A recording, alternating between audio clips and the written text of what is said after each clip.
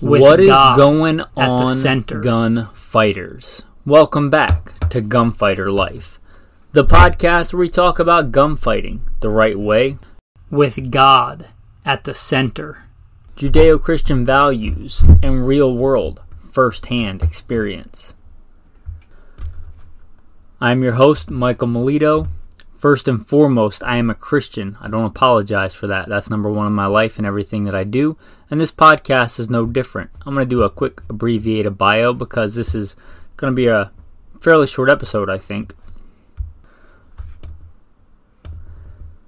Grew up hunting and shooting at a very early age in the backwoods of the southeastern mid-Atlantic United States. Been blessed to hunt all over this beautiful country, even be a professional big game hunter and guide. Joined the Marine Corps at 17. I'm a combat veteran, did a couple of tours in Iraq. Also served in the U.S. Army, also served with the LAPD. I've also been a private contractor, state rifle and pistol champion. Again, the number one thing about me is that I follow Christ. I'm a servant of God and a follower of Jesus Christ. With that, let's get into an interesting way to look at philosophies, especially as it applies to long-range shooting. And these two cartridges kind of sum up two different philosophies on shooting. The first one we're going to talk about is a great old cartridge, the 22-250. The 22-250. Its big claim to fame is, a 40-grain bullet at 4,000 feet a second. That's crazy fast. And in fact, the reloading manual I have lists it at 4,100 feet a second. But 40 grains at 4,000 is pretty easy to remember. Now this cartridge is a Wildcat, I believe decades before it became mainstream, commercially available cartridge. And that, according to my Hornady reloading manual, is 1967. So she's been around a while. She's an old girl. But for a long time, maybe you could argue the 220 Swift, but the 22-250 I think has been more popular for quite a long time. And it has kind of been, up until recently, the king of kind of long-range varmint shooting, right? If you wanted to shoot coyotes at a long distance, if you wanted to hunt prairie dogs at a long distance, the 22-250 was kind of supreme in that category. Shooting those light bullets, let's stick with the 40 grain at 4,000 feet a second. Screaming fast. And this was kind of the old school of what then was long-range shooting, right? You want to crank up the speed on your round to have a fairly flat trajectory so that your point-blank range was dead on. Let's say you zeroed this at 200, maybe 220 yards, 250 yards. That was your zero. Meaning if a coyote popped up at 25 yards or popped up at a little bit farther than that, let's say 275, 300 yards, you could literally just aim at the center of the coyote and shoot the coyote, and the coyote falls over. From, again, 50 yards to 300 and something yards. Good long-range varmint cartridge. And it still is. It's a fantastic cartridge. And for the way that most people hunt with just a rifle or maybe a rifle and binos, it's great. It's fantastic, the 22-250. It still is a great cartridge and a great varmint cartridge. Let's look at a far newer cartridge. Same caliber. The 22 Creedmoor. Now let's look at a new kid on the block. So new, I don't even think it's been standardized as far as being a commercially available cartridge, but much like the 22-250 was around for a long time before it became commercially available, I believe this cartridge will, and that's the 22 Creedmoor. There are, I believe, some boutique companies that load for it, but mostly it's a hand loader's prospect.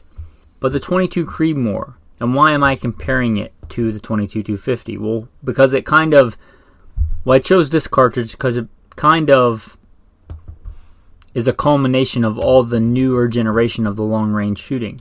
Same caliber as the 22-250. However, its claim to fame kind of is it is shooting an 80 grain. A real popular loading would be an 80 grain Berger bullet. 22 caliber, 80 grain. We just talked about the 22-250. Most popular loading is probably the 40 grain. So twice the bullet mass in the same caliber, meaning The diameter of the bullet is the same. The circumference of the bullet is the same. It weighs twice as much, which tells you what? It has to be far longer. If you think about that bullet being far longer, that means that it's going to have a higher sectional density, the object's ability to penetrate. It's going to have, in general, unless it's a really, really horrible design, I guess you could have a long bullet shaped like a soup can. But if you do your job right, the longer bullet lets you get a higher ballistic coefficient. Now, ballistic coefficient's always been important, but really hasn't been valued as much as it probably should until recently. And what that basically does is two things. One that's real big for long-range shooting is it bucks the wind better, meaning it not influenced as much by wind. It's still going to be influenced, but maybe not as much. Also, it retains its velocity more steadily. It's still going to lose velocity, but it's going to lose it at less drastic of a degree. So for this 22 Creedmoor, you're looking at an 80 grain burger, and this is one of the few places I could find load data for this at around 3,000 feet a second. And these are Wildcat loads, so that may be even hotter than what becomes commercially available. But that kind of shows you the different philosophies. Just like the, let's say, 6.5 Creedmoor. The 6.5 Creedmoor is not a super flat shooting cartridge. It's not super high velocity. What it is very predictable. And what really made this change, I believe, was right around coming into the 21st century, laser rangefinders became a thing, and they quickly became, like most computer things, affordable. They weren't just some crazy sniper thing. They were something you could go down to a local sporting goods store and pick up for not crazy amount of money. And a laser rangefinder kind of changes the entire game on long-range shooting. It means that to shoot long range, you don't need a flat shooting cartridge, you need a predictable cartridge. Because if you know exactly where that bullet's going to hit at, let's just pick a random distance, 333 yards. It doesn't matter if that bullet drops 12 inches or 18 inches. Even though that's like a 50% gain, it doesn't really matter. As long as you know exactly where that bullet's going to hit. You have a scope with dialing turrets, that's another big thing. Or you have a BDC ballistic drop compensated reticle, and you have that rangefinder, you know that target's at 333 yards, and you know your dope, your holdover. It doesn't really matter how much that bullet drops. BDC becomes important because it's more predictable, and it's going to buck the wind better. And although these two cartridges, like many other cartridges, you know, the 6.5 Creedmoor is really not a fast cartridge, but it retains that velocity longer. Remember, we said that high BC helps it not shed that velocity so fast. So you push out your threshold from where you go transonic, where you go from supersonic to subsonic, which extends your range for a lot of ballistic nerdy reasons. But let's simplify it and say that a bullet that's subsonic all the time can be super long range and super accurate. Look at the 45-70 that shot buffalo over 1,000 yards away. A bullet that's supersonic can be very accurate. When it goes transonic, meaning it goes from supersonic to subsonic, it's going to restabilize it. It may not restabilize on exactly the same path. That can make it tricky, say shooting a 308 past the distance that it goes subsonic. Well, the 6.5 Creedmoor, since it's sleeker, it pushes that range out farther. If the course slightly changes, think about a ship going across the ocean. If you're off by 1 degree, let's say you're going from New York to London on a ship. If you change by 1 degree in the last, 50 yards of getting to port, it really doesn't matter. It's going to be insignificant. If you're off by 1 degree when you leave New York Harbor, you're not going to end up in London, right? So that kind of gives you that transonic advantage there, if you can picture that in your head. Because the Creedmoor is still going to go subsonic at some point, but it's going to be much farther out. So if your target's farther out, it's going to make less of a difference because it's doing that transition farther away, closer to the target, which means it's going to have less of an impact on where you hit the target. Going back to the 22-250, didn't really matter for the 22-250 because distances were so far outside of what you were going to be able to predictably hit game at. Talking just mortaring rounds out there. As you heard in the bio, I've done a fair bit of shooting. Even I can't really tell the difference between 500 yards and 560 yards. But that's a huge difference in that bullet's trajectory. Never shoot a coyote without a rangefinder or something with a 22-250 at over 500 yards. It would be irresponsible. Not about wounding animals. If I have a rangefinder, that's a game changer, because if I know exactly where my holdover is, I can either dial it on my turret or again use that BDC, and now I can get a hit at that distance. But if I have that rangefinder, again, it's far less important whether that bullet drops 12 inches or 18 inches, right? Because I'm just going to dial it in and pull the trigger. And as long as my fundamentals are good and the wind's not crazy or that coyote doesn't step a few feet or freak out or something, then that bullet should connect with that target, regardless of the amount of drop. So we see those two philosophies there. So who cares which one's best for you? That really depends. I'm not telling you any of these are better than the other. They're just different philosophies. I like to spot and stalk hunt and still hunt. I like to get within, let's say 300, 400 yards of my prey. I like that style of hunting. I like going out with, even though I use rangefinders for shooting and stuff, I kind of draw the limit right now, and this may change in the future, but the way I like to hunt is without computers. A lot of times just a rifle. Maybe a rifle and a pair of binoculars. If I start adding rangefinders and tripods and kestrels and a bunch of other stuff for this kind of shooting, carrying so much stuff, for me, it takes away the experience of the hunt, of walking quietly and stalking up on a deer when it's still sleeping, and kind of just being able to look around in my natural environment and observe it. For me, I don't like to hunt on a quad. I don't like to haul a bunch of crap around.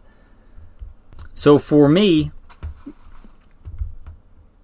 I was gonna, let's say, hunt coyotes, I would probably pick a 22-250 still over a 6mm Creedmoor. But for you, if you like going out and having the rangefinder and having the giant scope that you dial in your clicks on, and you like that, and you like the science and the ballistics of the shooting, that's how you like to hunt, then that's fine. Then you're probably going to want, the 22 Creedmoor or something like it, something akin to it. I'm not here to put that down or say that that is somehow inferior. It's just, there's two kind of aspects to shooting, and hunting, I guess. Primal kind of stalking, knowing your prey, getting close to it, reading the environment, and what I consider kind of the art of shooting. Like dropping down into a kneeling position with a hasty sling and making a good shot on a deer. Or stalking up on an elk in thick, thick timber. And then there's more of the science of shooting, getting in a quad and hauling our equipment to a ridge line, setting up, and then using a spotting scope and a rangefinder and a kestrel and atmospheric barometric pressure and all that, and dialing all that in, take a shot 1,000 yards or more away on an elk. It's on a far ridge line. That's more of the science of shooting. You got a 20-pound rifle on a tripod, as long as your trigger control is decent and all your math is right, you should get a good hit. And again, of course I'm biased. I have the way that I like to hunt, but I don't want to put down the gun culture, hunting culture 2.0. I want hunting to continue. I want shooting to continue. I want people to continually come into the sport. The ability to sustain and harvest your own food and eat food that you've killed with your own two hands is an important skill. So I'm not here to argue that one is better than the other. I definitely prefer one to the other.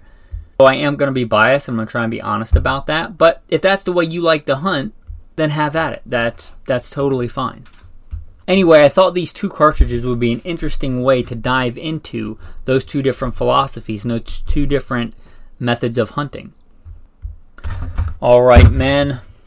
If you want more, goodshepherdtraining.com. If you appreciate this content, if you got some value out of it, consider going to goodshepherdtraining.com and becoming a patron. Patrons do get cool insider content. Get the opportunity to be in a group where we talk together all the time.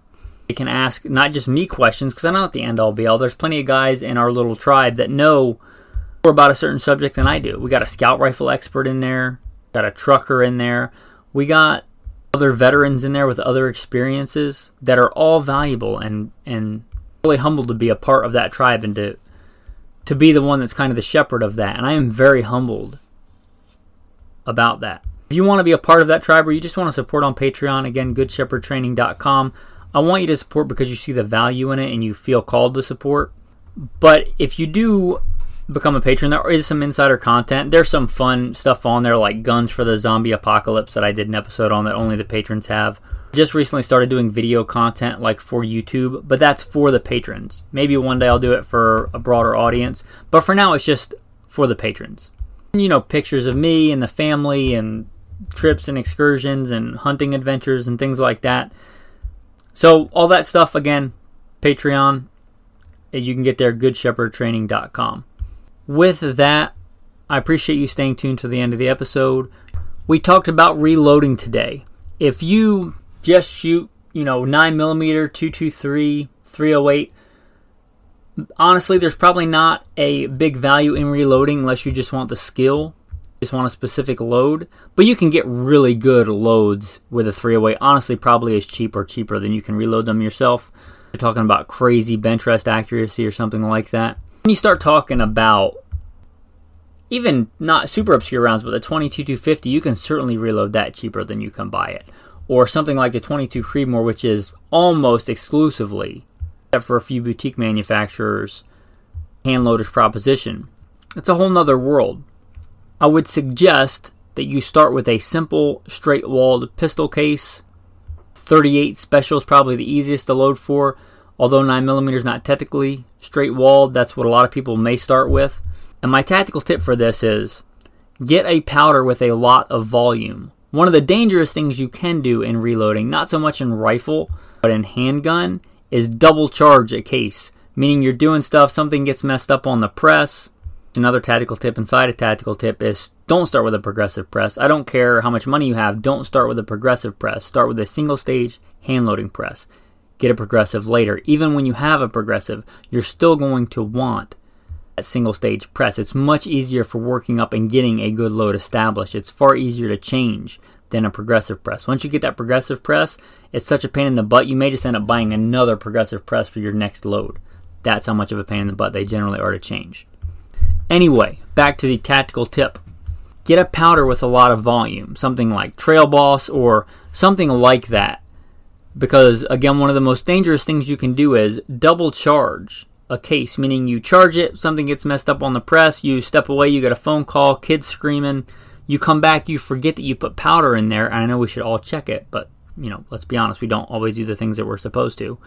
And you put a double charge of powder in there. That's bad. I don't think that I have to explain why. If I do, then you probably shouldn't be reloading. But if you have a powder that has a lot of volume, and that's not, grains is a way of measurement, like a grain of barley, a grain. I'm talking about a very voluminous powder. If you double charge it, then it usually will overflow the case, or be much easier to see. 38 Special was designed in the black powder days, so if you get a powder without a lot of volume, you could put 2, 3, maybe more charges and not even really be able to discernibly look down and tell how much powder is in there. If you get a powder with a lot of volume, it is easier to see when you screwed up. It's a visual feedback, and on like a 9mm, if you double charge it, it's probably going to overflow, like literally spill out everywhere, which is way better than you loading it and not knowing it. That's a bad day. Anyway, that's your tactical tip of the day if you're looking into reloading and you're selecting powders. Tactical verse of the day. What you've all been waiting for on the podcast. Ezekiel. I am the Lord your God. Walk in my statutes, keep my judgments, and do them. Hallow my Sabbaths. And there will be a sign between me and you, that you may know that I am the Lord your God. That's the 4th commandment, right? Remember the Sabbath day and keep it holy. 6 days you shall labor and do your work, but the 7th is the Sabbath of the Lord thy God. On it you shall do no work, you, nor your son, nor your male servant, nor your female servant, nor your cattle, nor the stranger who is within your gates. For in 6 days the Lord made the heavens and the earth and the sea and all that is in them, and rested the seventh day. Therefore the Lord blessed the Sabbath day and hallowed it.